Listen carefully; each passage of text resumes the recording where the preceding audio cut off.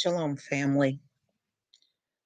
Okay, so we're going to get back on the Catholic Church and their heavy role, and it was a very heavy role into slavery.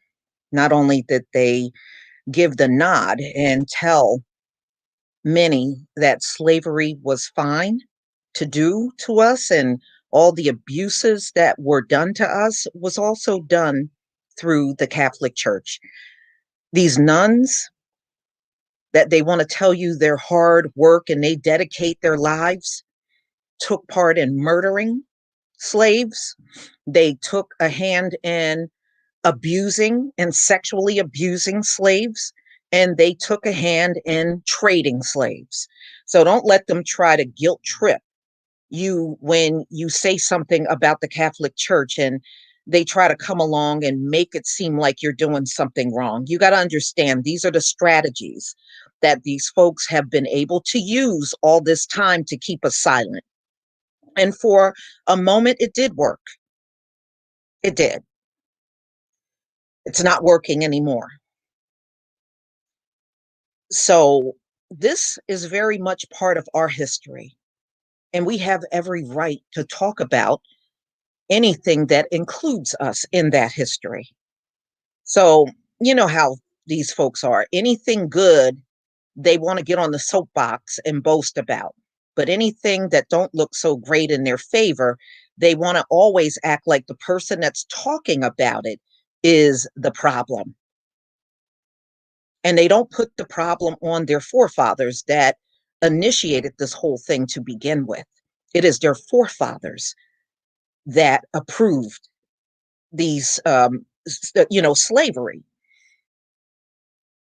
And it is their forefathers that passed on all of the white supremacy that they're living by to this very day. So, no, we don't have to prop you up to tell our history. That is not our obligation. And number two, we don't all have low self esteem.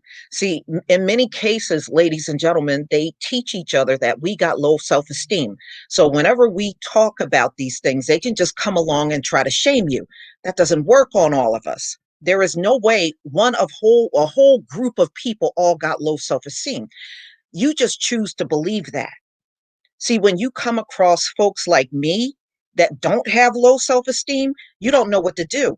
So the only thing you got in your bag of tricks is character assassination. That's all they got left. What else can they do other than that? Nothing, because they were never taught to deal with it. So they resort to schoolyard attacks. Character assassination is stupid, okay, because we're not a one size fit all group, but you try to treat us that way. So don't get mad when you get treated that way. We're going to ignore you too, the same way you ignore us. Thank you, Loveline, for the super sticker. All right, let me share my screen and then we will get started, ladies and gentlemen. And shalom to everybody in the chat. Shalom. Please give me a one if you can see my screen.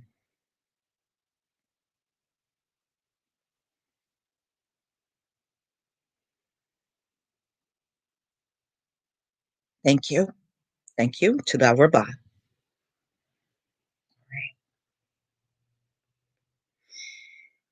Okay, ladies and gentlemen, nuns in this country do not have the reputation that they claim. Now, they want you to believe, oh, they dedicate their whole life to doing all these great works.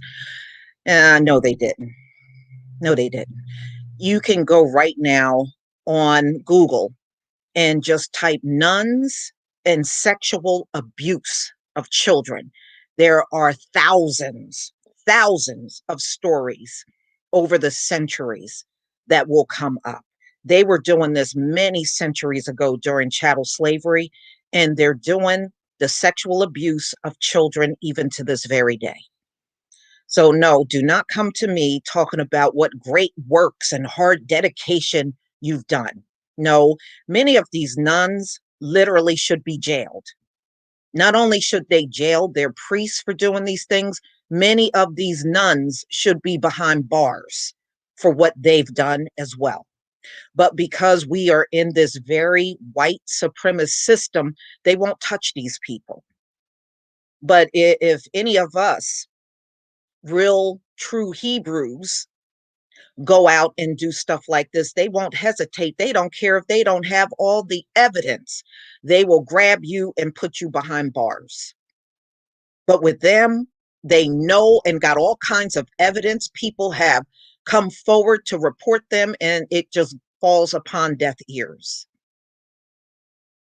So, although the Catholic Church may not be trading slaves like they used to in the past, but they're certainly enjoying white supremacy just like the rest of this society is.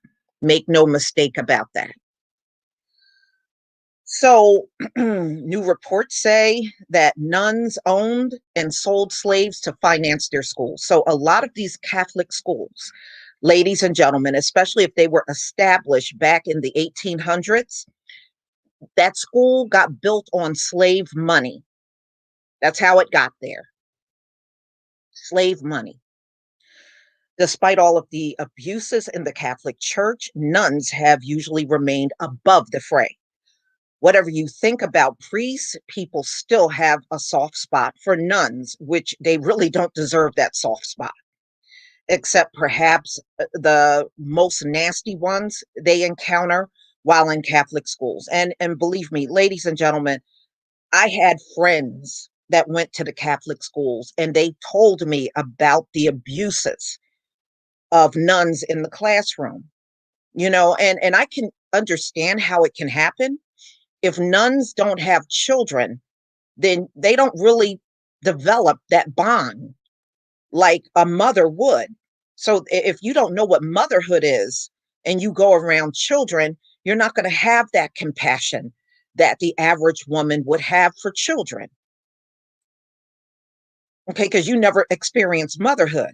So it's easy to abuse children that you have no attachment with. And I've heard people tell me those nuns would take them in the hallway and literally beat them up.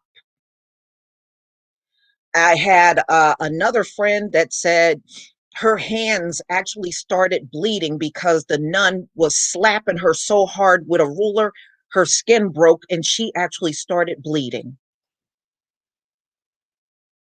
I can't even tell you how many times multiple people told me about how they were physically abused by nuns. And they're very abusive in their language and how they speak to those kids in the class. I had one tell me that the nun would literally be in the classroom cussing them out, using profanity and everything. So it's not what you think. It's not the rosy picture that they try to portray to us all the time. Now, I know this firsthand from people that went to Catholic school, and some of you might have gone and experienced these things, but I'm well aware of the abuse. Okay, at the same time, they are not blameless. In some cases, they are the perpetuators of sexual violence. And now the New York Times, Rachel L. Swarms, uh, finds that one of the more prestigious college girls' schools in the country was built on the institution of slavery. Georgetown Visitation Preparatory School proudly states of its official history that it started by nuns in the early 1800s as a place where girls could get an education, including children of slaves. Now, they said they were not educating slave children back then, but they got that written in as if they did. I did more research. They said there's absolutely no record of slave children being educated in the 1800s in Catholic schools. So it's just more lies written into the history. Okay, so, and they even say here, including slave children, which is virtually unheard of and illegal at the time. So it was not even legal to educate a slave in schools during that time where they made that statement. So that's simply untrue. The problem with that explanation, says Swarns, is it is not true. There is no record of young slaves being taught anything. In fact, the intersection of the school's history with slavery is that the sisters who founded the school owned more than 100 slaves and selling dozens of them whenever they had to pay off debt. So when you look around at these Catholic schools, just understand the whole establishment of those educational institutions, those buildings that you see around, especially the old looking ones that look like they've been there maybe for about 100 or 200 years, that all started with slave money, all of them. Okay, so what did these nuns do, ladies and gentlemen? As for Georgetown visitation nuns, the profits from slave sales would become the vital lifeline during the time of expansion. So in 1820, the sisters embarked on building campaigns which left them saddled with debt. To ease the financial strain, they sold at least 21 slaves between 1819 and 1822, according to records, actual records that they have. Wealthy supporters, now I want you to listen to this part because this is really important. Wealthy supporters and relatives of nuns also donated enslaved people to the convent. So many of these nuns had family and relatives that had slaves, and they would actually donate slaves to these nuns so that as they went into debt, they would have a slave to sell to pay off debt. Meanwhile, Catholic sisters bought, sold, and bartered enslaved people. Some nuns accepted slaves as payment for tuition for their schools and handed over their human property as payment for debt, records show. Schools now working to acknowledge the sordid history and educate students on it. Other schools in familiar positions have at least reached out to descendants of slaves in question and issued formal apologies. No, we don't need formal apologies. You need to compensate all of these slaves that you traded to pay off your debts and have schools built. Apologies? Who the hell needs an apology? The apology don't pay bills. Apologies don't put food on the table. Maybe these families got debts they need to pay off. You need to fork over money. We know the Catholic Church got billions of dollars. Fork over the money. Screw your apology. They can't make up for what nuns did 200 years ago, but they can do everything in their power to make sure the history isn't forgotten. Absolutely. They shouldn't. And ladies and gentlemen, the scars are there.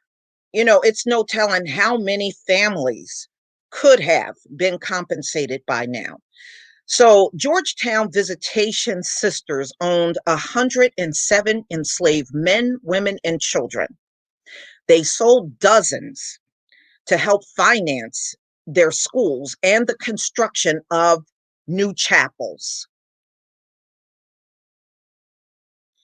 So, of course, Negroes were disposable, according to Mother Agnes Brent, the convent superior back in 1821, as she approved the sale of a couple and two young children.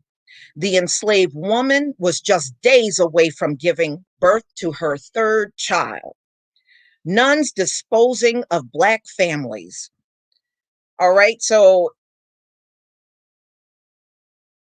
church records show in the 19th century, for several years now, the casualty and cruelty of leaders in the faith still takes, they said they're still shocked at the cruelty of the Catholic Church towards slaves. And, and many people just simply didn't know about this for a long time. They kept this concealed. And ladies and gentlemen, this is one more thing they never, ever taught in school about slavery. They always want to give you this impression that it was just a few people in the South that had slaves, and that's it. And that was all that happened. And as you can see, slavery was all over. And these religious institutions, they were knee deep. It wasn't just the Catholic Church, these Christian churches were steep in slavery too. So Georgetown University profited from the sale of 200 slaves. Okay. And we know in recent years that damn near all of these universities have ties to slavery. But slavery also helped fuel the growth of contemporary institutions. Many churches and religious organizations were built off of slave money. So all of these buildings, many, especially the old structures that you see in the country, Catholic churches, Christian churches, they all came from slavery, even many up here in the North. So don't let them try to play that North-South psychology on you. A lot of these old buildings that you see, churches around this country, all built off of slave money. Didn't all happen in the South, although they want you to believe that. Historians say nearly all of the orders of Catholic sisters established by the 1820s owned slaves. So if they were in existence around 1820, all Catholic institutions took a hand in slavery. Every single one. So when they talk about when they were established, always look at the date. Because if the date is in the 1820s on, they owned slaves. Today, many Catholic sisters try to champion social injustice, whatever. Okay, whatever. And if you are doing those things, how come nobody in our real Hebrew Black community is feeling the effects of that? We're not feeling the effects of whatever advocacy you're doing. So whatever it is, it certainly ain't enough. We're not feeling the effects of it. Okay. Georgetown Visitation Sisters and school officials have organized a series of discussions for students, faculty, and alumni, including a prayer service, whatever, commemorating enslaved people. Again, anything so you don't have to pay any reparations. They've published an online report about the convent slaveholding. And apparently, this is called the U.S. Catholic Historian, and it's supposed to have some of their digitized records on their ties to slavery and making it available, I guess, for students and stuff. I mean, that's all fine and good, but not good enough. Anything short of reparations is never going to be good enough, ladies and gentlemen. And that is a fact.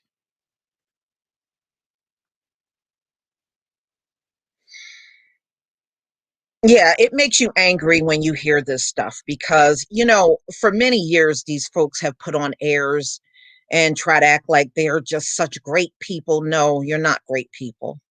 No, you're not. Cameron, thank you for the super chat. Thank you. I know these, when I'm on full screen, I can't see you. So it's not that I don't want to thank you.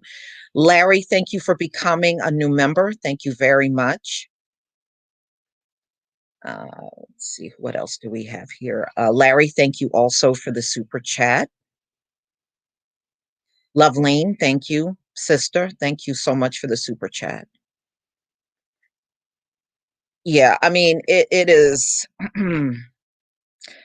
it is so unfortunate the things that happened to our forefathers and these religious institution. It is just an extension of white supremacy at the end of the day. When you look at the things they did, what's different between what they did and what white supremacists did? Nothing. What's different between what the Catholic Church did and what the Ku Klux Klan did? Nothing, because they did the same thing. They killed slaves, they abused slaves, they raped slaves, and they sold slaves, and they did all of the atrocities that any slave owner in this country did. It's not like they had the slaves and they were respectful and at least handled them with dignity. They did none of the above. They were just the status quo. They didn't see them as human and they treated them as such. Plain and simple. You know? So I laugh when they all came to my video because I said something about the standard of beauty, and they're all right in there talking about these were good people. Are you freaking kidding me? Are you for real? Okay. You may not be doing slave trading anymore, but some of y'all are still trifling. Many of you are. And over the years, I can tell you, I've heard more bad about nuns than good.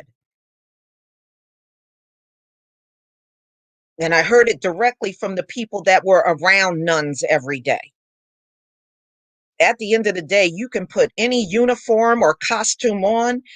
If hatred is in your heart, it's going to be there no matter what institution you're involved in, including the church. It doesn't matter. How many times have we seen racist pastors and ministers and priests, or they making some little racist comment on social media? We've seen this all over the years. You act like because they're part of this institution, they can't be bad people. That is a damn lie straight from hell.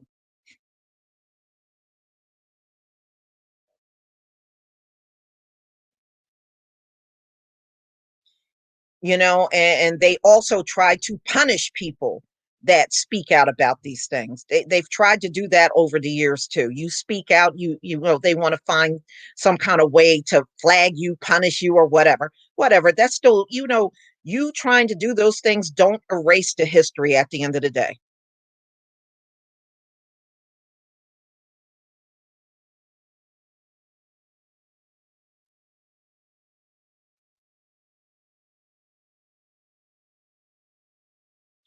So it is one thing we can say: if it wasn't for our forefathers and foremothers being sold through the Catholic Church, they would not have been able to establish all of their churches.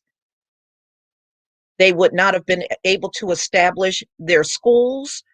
They would not have been able to establish their convents. And they would not have been able to pay the salaries of these folks running the Catholic Church at all. So everything they got was off of our backs, the backs of our forefathers, plain and simple. We are the reason why they exist. Thank you, Loveline, for the super sticker. They can't even say, no, we got it through the no. You got it all through slavery. Just like all of these places in America, you got it all through slavery at the end of the day. And even Christian pastors were paid through slave money and got their churches through slave money too.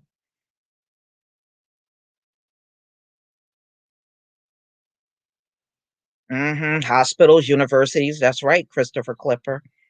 That's right. I mean, so many things in this establishment that they have to this very day had its beginnings from slavery. And they are still benefiting off of the money even to this very day. Thank you, Orlando, for the super sticker. Couldn't have done it without us. Although they want to pretend like they did do it without us, they technically they didn't. That's why there's nothing in record that said they did it all by themselves. Every time you go and look at the records of the many of these establishments that's been around for hundreds of years, you always see something about slavery in it. And the reason why they wrote it into the history, ladies and gentlemen, because they thought it wouldn't matter. It wouldn't matter. We weren't looked at as humans, just like we're not today. And they didn't think it would matter. That's why they didn't care about telling the whole truth. But now that it's coming back on them, They want you to be completely silent about it.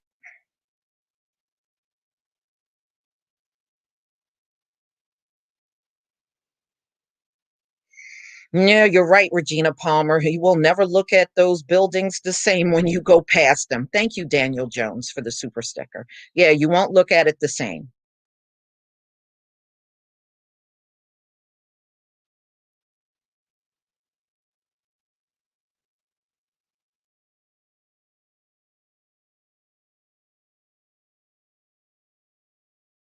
Hmm. I had a when I one of my college classes was taught by a nun, ladies and gentlemen, and it was very obvious she didn't like the black students. You could feel it. You know how somebody can project. They may not open their mouth and say they don't like the black students, but they show it in other ways, you know, and that's how she was. I never liked her. And I could tell she didn't like the black students. It was very obvious. And her name was Sister Anne. That's what everybody would call her. And she did not like the black students. She did not like us at all.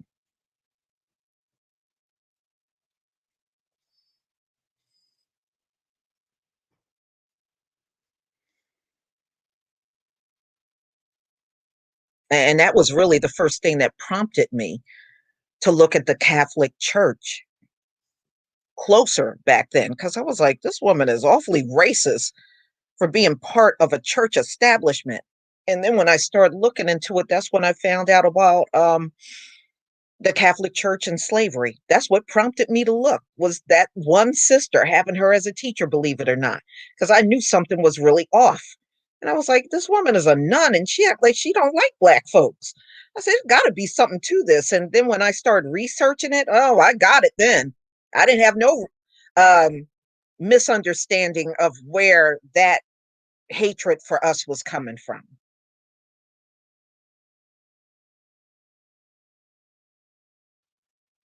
I mean, she just gave off strong vibes like that.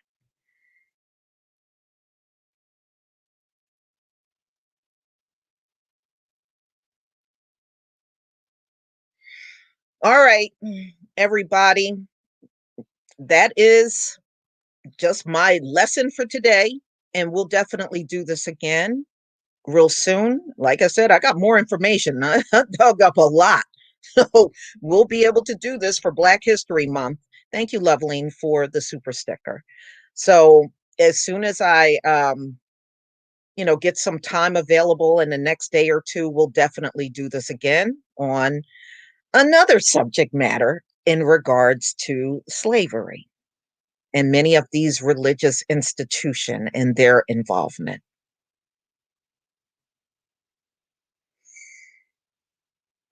All right, everybody, my real Hebrew family in the four corners of the world, please stay safe, stay warm, and stay prayed up. Shalom, family.